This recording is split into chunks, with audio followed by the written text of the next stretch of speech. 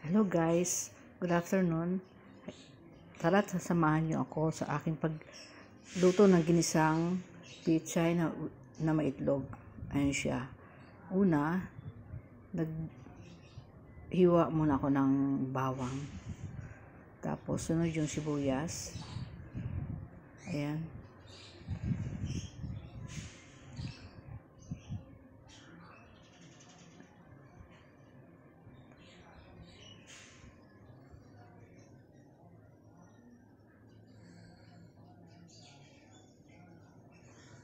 Ayan. Hati-hati ko.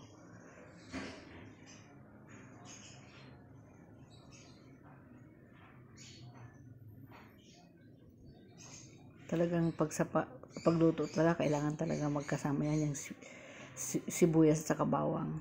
Saka yan yung tatlong egg ilalagay ko sa pichay. Yan, hugasan ko muna yung mga pichay para naman malinis talaga siya kahit na pagkatapos kong hiwain yan, lilinisan ko ulit. Ayan, hiniwa ko na siya.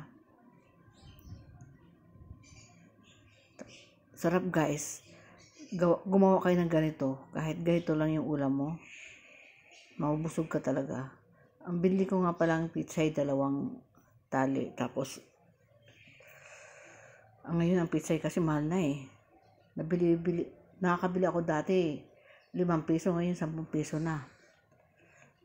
Pero matagal na talagang mahal na ngayon pichay. Ayan.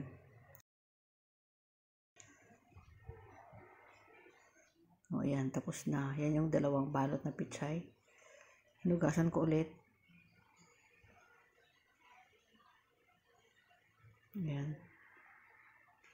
Kasi tinitingnan ko rin kasi minsan kasi mayroon kasing uod na sa mga sa mga dulo-dulo yan, mayroon yang napapasamang uod. Kailangan talagang tingnan mo muna bago lutuin. Ayan. Nakatatlong hugas na ako niyan.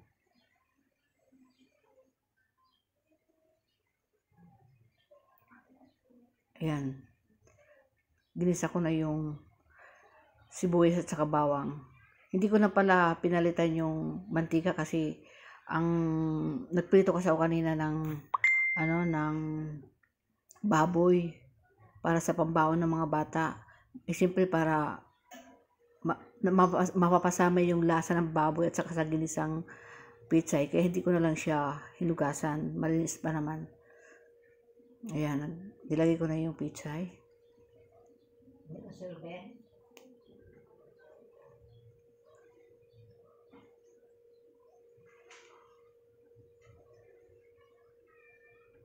Ayan. Ayan.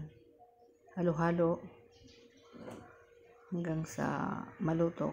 Dapat half cook lang yan. Mabilis lang dapat pagluto kasi para naman talagang matikman mo yung sariwang gulay. Yan, tinapan ko ulit tapos mga 1 minuto lang tapos yan binuksan ko. Hinalo ko ulit.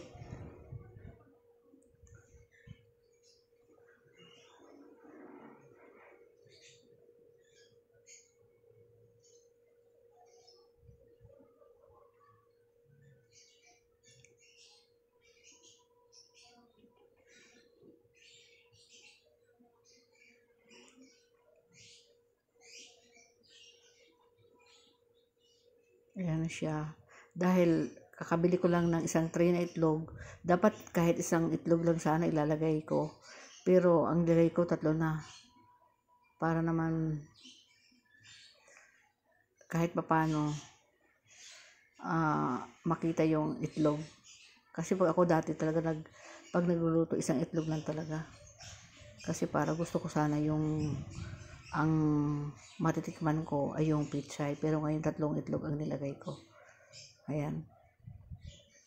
Kunting halo. Pag naluto na kung makikita nyo yung itlog ay luto na, yan, pwede na siyang hanguin. Tinakpan ko ng konti. Tapos, ayan na, luto na siya. Ayan yung aming ulam ngayong